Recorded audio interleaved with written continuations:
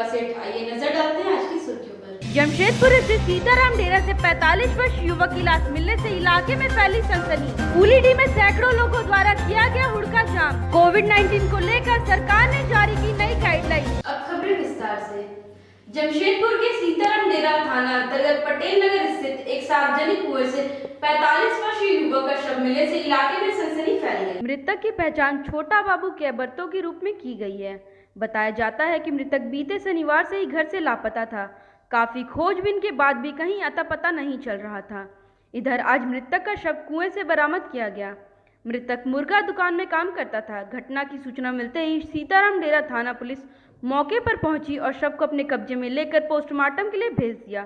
फिलहाल पुलिस मामले की छानबीन में जुटी हुई है। इसका छोटा बाबू कोई पड़ता है। कितना दिन से गया?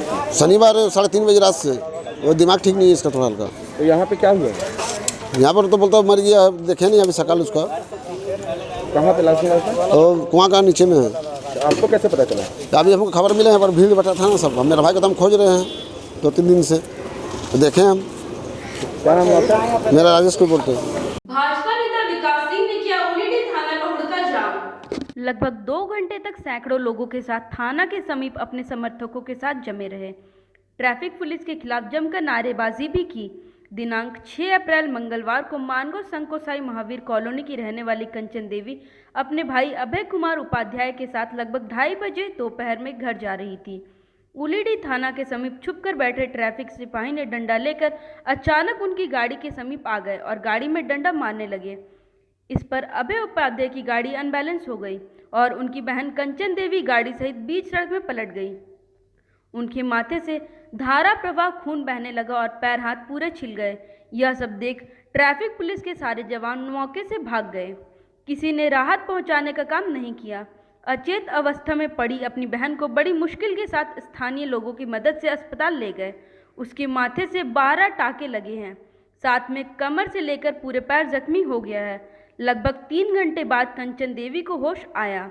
कंचन देवी के परिजन भाजपा नेता विकास सिंह के संपर्क करके पूरे मामले की जानकारी दी। विकास सिंह ने ट्रैफिक डीएसपी को दूरभाष में मामले से अवगत करवाया। ट्रैफिक डीएसपी ने बताया कि वह हजारीबाग में है। 9 तारीख को आने के बाद मामले को देखेंगे। विकास सिंह अपने समर्थकों के साथ थाना में जाकर ट्रैफिक पोस्ट का घेराव किया। थाना के गेट को घंटा भर जमा रखा। मौके में ट्रैफिक इंस्पेक्टर ने बताया, स्वयं मामले को देखूंगा और उस जवान के ऊपर कार्रवाई भी करूंगा। घायल के भाई अभय कुमार उपाध्याय ट्रैफिक पुलिस के ऊपर मुकदमा दर्ज किया। साथ ही ट्रैफिक अफसरों ने बताया कि दोबारा ऐसी घटना नहीं होगी। चेकिंग छुप के नहीं किया जाएगा।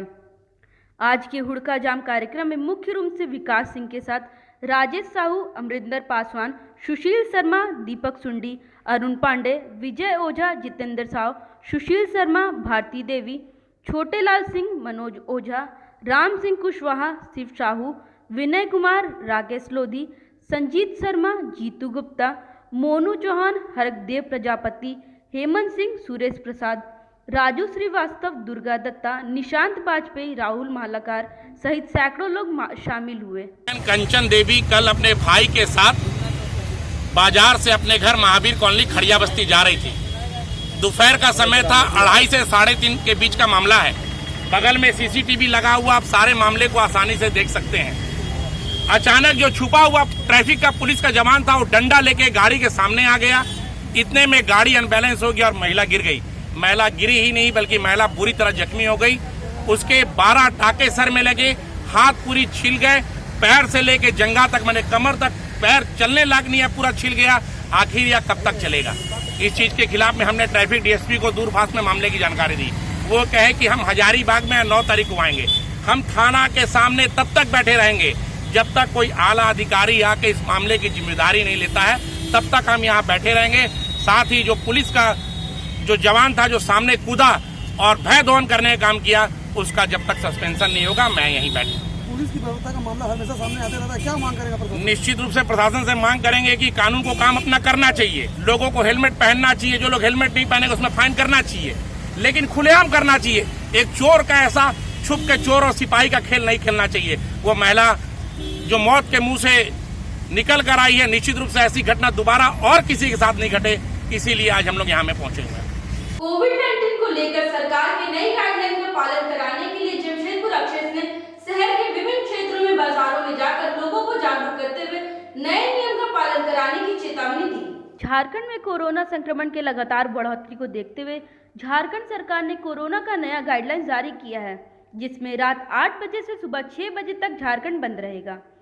वहीं इस नियम के तहत यह कहा जा सकता है कि झारखंड में अब रात्रि कर्फ्यू हो गया है। यह नियम 30 अप्रैल तक के लिए जारी की गई है।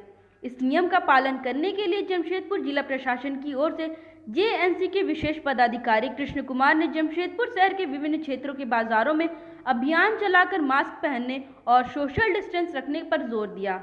वहीं ध्वनि यंत्र के माध्यम से दुकानदार एवं आम लोगों को सरकार के नए नियम पालन करने हेतु रात 8 बजे के बाद दुकान बंद करने की जानकारी दी। वहीं चेतावनी भी दी कि गाइडलाइन का पालन नहीं करने वालों पर एफआईआर दर्ज कर उसे जेल भी भेजा जा सकता है। दुकानदारों की तरह का परेशानियों का सामना करना पड़ेगा। परेशानी देखिए, ऐसे देखा जाए तो जो आया है आदेश वो तो हमारे हित का ही है, पर मानसिक तौर की परेशानी से व्यापारी गुजर रहा है। मानसिक तौर की परेशानी बोलने से व्यापारी के अंदर डर घुस गया है कि अगर फिर से लॉकडाउन होता है तो अभी बहुत मुश्किल से हमारा व्यापार खड़ा हो पाया है। वापस हम उसी स्थिति में आ जाएंगे जैसा पिछले साल के दौर से हम लोग गुजरे हैं। लेकिन फिर भी एक राहत देने की बात है कि भाई 8 बजे से सुबह 6 बजे तक का ही कर्फ्यू है। हम संभावना यही हम लोग खोज रहे हैं कि इसका दायरा और बढ़े नहीं, इसी दायरे में हम लोग रहें और इसी दायरे में रह कर व्यापार भी करें, सुरक्षित भी रहें। आदेश से कोई हमें आपत्ति नहीं है, लेकिन चिंता का विषय आगे यही है कि लॉकडाउन आगे ना हो तो हमारा व्यापार बचेगा और आने वाले समय में हमको थोड़ी सहूलियत होगी व्यापार करने में। लोगों को किस तरह से जागरूक करेंगे आप? लोगों को जागरूक कर ही रहे हैं, सभी को बोल रहे हैं मास्क लगाइए। आज हमने अपने दुकान के लिए प्रिंट करने के लिए भी दिया है, मेन रोड पे हम लोग लगा रहे हैं पोस्टर और सैनिटाइज की व्यवस्था कर रहे हैं मार्केट के अंदर। एसोसिएशन की हमारी मीटिंग भी है आज, मार्केट एसोसिएशन की, तो ज़्यादा से ज़्यादा कैसे हम लोग इस बीमारी को रोक सके इसके पर आज मंथन किया जाएगा। क्या नाम आपका? अनिल कुमार चौधरी, सांची मार्केट है और नया रूल कोविड का जो आ गया है उसको लेकर के इम्प्लीमेंट कराना है। और इसको लेकर के आज हम लोग जो है बैसाखी मार्केट से लेकर के कोलमोरी मार्केट, टेक्को मार्केट, सभी जगहों पे हम लोग अनाउंसमेंट करवा रहे हैं, लोगों को समझा रहे हैं कि जो दुकान प्रतिष्ठान जो नियम है 8 बजे शाम से लेकर सुबह 6 बजे तक बंद रखने का, उसको बंद रखा जाएगा। होटल जगह गैदरिंग प्लेस पे मास्क पहनना आवश्यक है, सोशल डिस्टेंसिंग करना आवश्यक है। इसके अलावा बैंक और जो ये बैंक्वेट हॉल है, रेस्टोरेंट है, इन सब जगहों में जो पाबंदियाँ लगाई गई है उसको अक्षरशः पालन कराना है। इसको लेकर के आज हम लोग मैसेजेस दे रहे हैं, लोगों को समझा रहे हैं और ये प्रायः आने वाले दिनों में हर दिन हम लोग ऐसे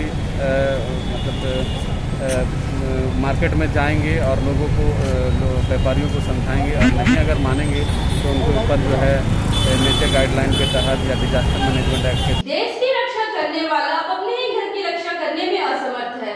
भारतीय थल सेना से रिटायर्ड साहिबगंज निवासी अनिल तोड़ी का जिले की पुलिस से भी सहयोग नहीं कर रही है, जिसको लेकर पूर्व सैनिक सेवा परिषद ने दबंगों पर कार्रवाई की मांग की है। साहिबगंज निवासी अनिल तोड़ी भारतीय थल सेना में रहते हुए देश की रक्षा में 17 वर्ष अपने सेवा में दी। जनवरी 2021 को सेवा से निवृत्त होने के बाद उन्होंने अपने पैतृक निवास साहिबगंज आ गए, लेकिन कुछ दिनों बाद ही क्षेत्र के कुछ दबंगों ने उनकी चारदीवारी को तोड़कर जमीन कब्जा करने का प्रयास करने लगे, जिसकी शिकायत लेकर अनिल स्थानीय थाना में पहुंचे, लेकिन उनकी एक न सुनी गई, इतना तक कि एफआईआर तक दर्ज नहीं किया गया। इसके बाद उन्होंने डीआईजी से शिकायत की, जिसके बाद एफआईआर तो दर्ज कर लिया गया, लेकिन दबंगों के खिलाफ कोई भी कार्रवाई नहीं की गई। जिसके बाद उन्होंने शांतिपूर्ण तरीके से 2 अप्रैल को मुख्यालय के समीप अनशन पर बैठ गए, लेकिन यहां भी दबंगों ने उनका पीछा नहीं छोड़ा और 4 अप्रैल को उनके साथ मारपीट कर घायल कर दिया। पूर्व सैनिक के साथ इस तरह की घटना घटने के बावजूद जिला की पुलिस उन्हें न्याय नहीं दिला पाई। इसकी जानकारी जमशेदपुर के पूर्व सैनिक सेवा परिषद होने पर पूर्व सैनिकन व जमशेदपुर के उपायुक्त, विधायक, सांसद सहित राज्य के मुख्यमंत्री को ज्ञापन सौंपकर पूर्व सैनिक अनिल तोड़ी को न्याय दिलाने हेतु दबंगों के खिलाफ कार्रवाई की मांग की। भारतीय सेना से सेवानिवृत्त नायक अमित तोड़ी जो कि सेवानिवृत्ति के बाद साहेबगंज में अपने घर पे आए और उनके बाउंड्री को तोड़ करके कुछ असामाजिक तत्वों द्वारा उनके घर पर जबरन कब्जा करने का प्रयास किया जा रहा है। वो पूर्व सैनिक लगातार न्यायिक तरीक़ा से विरोध कर रहा है। जब थाने गया तो उसका एफआईआर नहीं लिया गया। उसके बाद उसने डीआईजी को बोल करके अपना एफआईआर दर्ज कराया और शांति प्रिय आमरण अनशन पे परिवार के साथ बैठा था 2 अप्रैल को। तो उस पर असामाजिक तत्वों ने 4 तारीख को उसका सर फोड़ दिया मार करके। तो इस तरह से वो सैनिक लहूलुहान होकर के जो देश की रक्षा कर रहा था आज अपने घर की रक्षा करने में असमर्थ पा रहा है। ऐसे में तीनों सेना से सेवानिवृत्त जांबाज सैनिकों की संस्था पूर्व सैनिक सेवा परिषद जब इस घटना की जानकारी पाई तो सारे राज्य के सैनिक इस घटना से आहत हैं और मुख्यमंत्री से यह मांग कर रहे हैं कि निष्पक्ष इस केस की जांच कराई जाए, दोषियों के ऊपर कार्रवाई हो और जो पूर्व सैनिक है उसका घर, उसका हक दिलाया जाए, प्लस उनके परिवार को सुरक्षा प्रदान किया जाए जो अब आज असुरक्षित महसूस कर रहे हैं। यही मांग है हम सब पूर्व सैनिकों का। क्या नाम आपका? सुशील कुमार सिंह, पूर्व सैनिक सेवा परिषद। फिलहाल बढ़ते हैं एक छोटी सी ब्रेक की ओर। आप बने रहिए बिग न्यूज के साथ।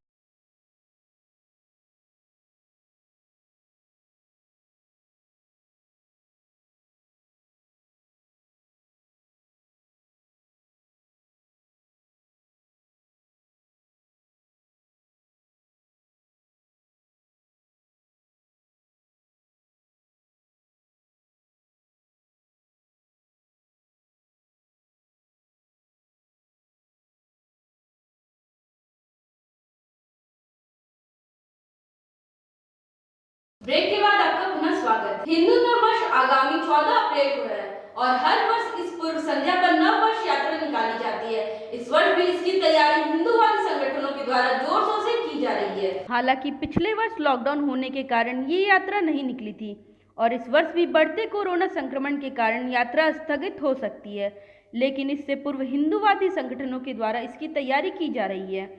मानगो चौक से डिमना चौक मुख्य सड़क को भगवा झंडों से पाट दिया गया है और चारों तरफ केवल भगवामय नज़ारा ही नजर आ रहा है।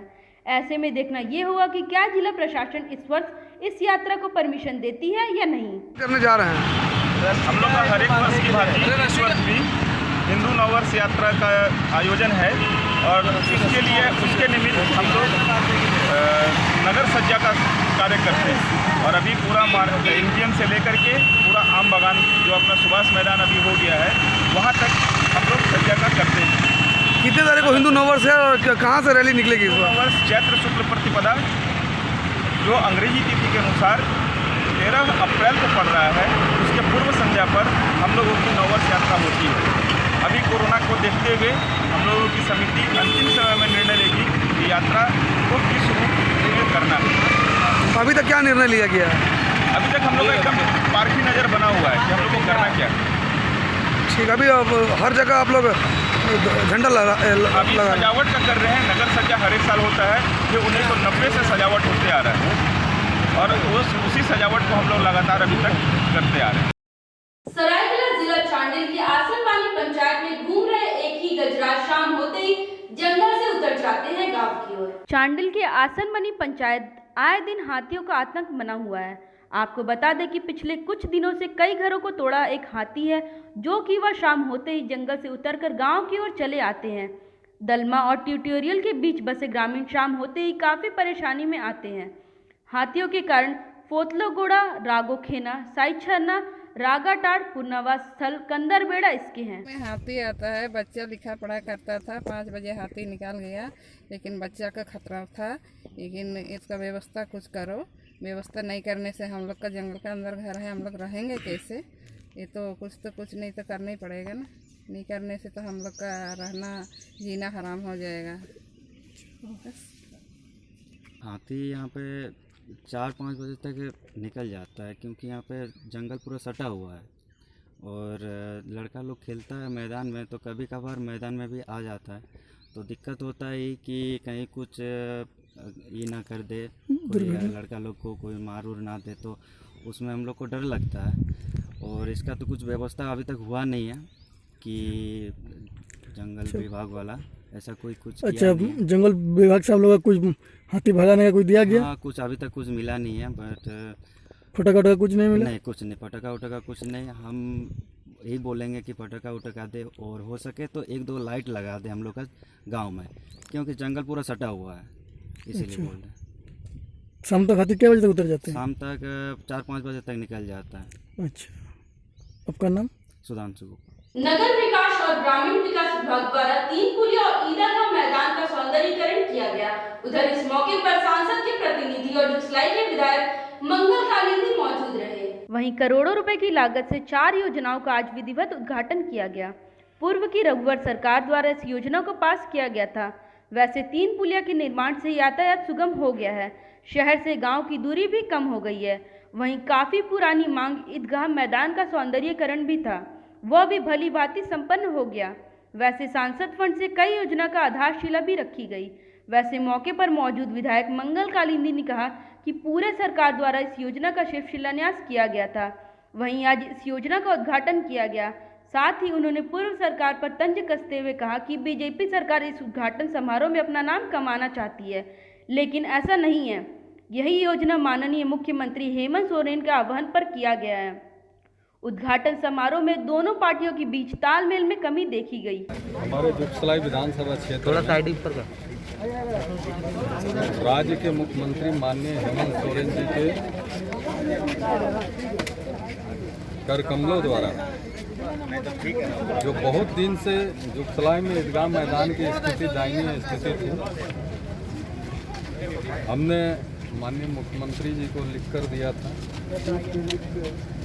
और ईदगाह मैदान पास हो गया और 2-2 पुलिया 3-3 पुलिया का जो हमने उद्घाटन किए, इसमें भी राज्य के मुख्यमंत्री माननीय हेमंत सोरेन जी का योगदान है।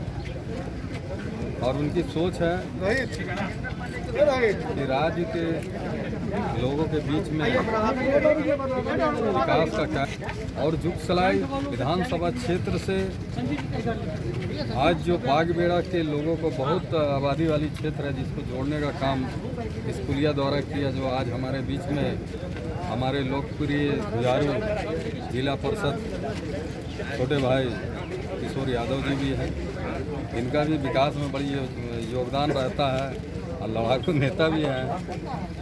और हम लोग सब मिलकर इस क्षेत्र का हम लोगों को विकास करना है ताकि जनता को सहूलियत और सुविधा हमेशा हम लोग देने का हम लोग।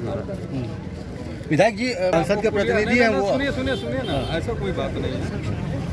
उस समय शिलान्यास हुआ था और जब बन के कंप्लीट हुआ अब होता है उद्घाटन, समझे ना। और बोर्ड में आप जो है पढ़ लीजिएगा जाके, इसके बाद अब कर रहे हैं तो माननीय मुख्यमंत्री। मैं अभी चंद मिनट पहले की बात है कि आप उद्घाटन करके आए और क्या ऐसा हड़बड़ी रहा कि आप वेट भी नहीं कर पाए या वो लोग नहीं पहुंच पाए, उसको दोबारा फिर भाजपा के लोगों ने अभी उद्घाटन किया है? अभी कुछ नहीं है, हम लोग पहला जो है आपका गरीब नवाज कॉलोनी वाला जो है माननीय सांसद विद्युत मातो जी हमारे बड़े भाई हैं और उनके नेतृत्व में हम लोग सब ईदगाह मैदान हुआ और गरीब नवाज कॉलोनी का पुलिया का हम लोग उद्घाटन किया। अगर ये लोग अपना रूप देना चाह रहे हैं तो भगवान बचाए, जब ममता बनर्जी को ये लोग नहीं छोड़ रहा है तो फिर दुनिया को क्या छोड़ेगा ये लोग। आप लोग आज नगर विकास एवं आवास विभाग के द्वारा पूर्व की सरकार के द्वारा कुछ योजनाएं पारित हुई थी, उन योजनाओं का सफलतापूर्वक कार्यान्वयन हुआ। उनमें से 3 बड़े बड़े पुलिया हैं, उस पुलिया का आज उद्घाटन समारोह जो है वो संपन्न है। पहला पुलिया खड़गेश्वर धाम मंदिर के पास था, दूसरा शिव घाट के पास था और तीसरा बागबेड़ा और जुगसलाई को जोड़ने वाली जो पुलिया है उस पुलिया का आज। इसके अलावा ईदगाह मैदान का सौंदर्यीकरण और समतलीकरण को लेकर के एक योजना का शिलान्यास हुआ। कुल मिलाकर के 19 योजनाओं का 3 योजनाओं का उद्घाटन और 16 योजनाओं का शिलान्यास कार्यक्रम आज संपन्न। लगभग कितने रुपये? 57 लाख की लागत से इन सारी योजनाओं का लागत राशि है, उसी का आज सारा कार्यक्रम था। शुरुआती दौर में माननीय सांसद महोदय विद्युत महतो जी उपस्थित थे और उन्होंने ईदगाह मैदान के सौंदर्यीकरण के शिलान्यास कार्यक्रम में भाग लिया। उसके पश्चात जो खड़गेश्वर धाम मंदिर है, उस मंदिर का पास जो पुलिया है, उस पुलिया का उद्घाटन भी उन्होंने अपने कर कमलों से किया। उसके पश्चात उन्हें आवश्यक कार्य से रांची की एक बैठक में जाना था। इस कार्यक्रम में हम सभी भारतीय जनता पार्टी के कार्यकर्ता और सभी नेता मिलकर स्थित हैं। मंडल के अध्यक्ष हनु जैन उपलब्ध हैं और साथ में नरेंद्र पांडे जी वरिष्ठ नेता हैं। वो भी साथ में है। जिला पार्षद किशोर यादव भी हम लोगों के साथ में है, उनका भी सहयोग हमेशा मिलते रहता है। आज पुनः उनका सहयोग हम लोगों को मिलता है। ये क्या विडम्बना है ये? नहीं, सभी योजनाओं का सामूहिक ही और संयुक्त रूप से ही उद्घाटन हुआ है। सिर्फ एक जो शिव घाट में एक छोटा सा पुलिया था, वहाँ पर हम लोगों ने फिर से उसका मेडल फोड़ा और वहाँ पर हम लोगों ने एक किया है। वहाँ पर विधायक जी को कन्फ्यूजन के कारण या उनको लगता है कि सही सूचना नहीं थी, उसके कारण से 2 जगह हम लोग बंट गए थे। तो उन्होंने वहाँ पर संपन्न किया। जब भारतीय जनता पार्टी और हम सभी लोग पहुँचे, हमारे कार्यकर्ता, तो हम लोगों ने फिर से वहाँ पर मेडल फोड़ा है और फोड़ करके फिर से उसका हम लोग हो सकते हैं सिर्फ जनता को छोड़कर। जनता हमेशा हमारे साथ है और हम जनता के साथ हैं। हम जनता को नहीं छोड़ सकते हैं, बाकी किसी को छोड़ना पड़ेगा तो छोड़ सकते हैं। जमशेदपुर स्थित सीताराम डेरा से 45 वर्ष युवक की लाश मिलने से इलाके में फैली सनसनी। कूलीडी में सैकड़ों लोगों द्वारा किया गया हुड़का जाम। कोविड-19 को लेकर सरकार ने जारी की नई गाइडलाइन। फिलहाल के लिए इतना ही, मिलते हैं अगले अंत में। बिग न्यूज की पूरी टीम को दीजिए इजाजत। नमस्कार।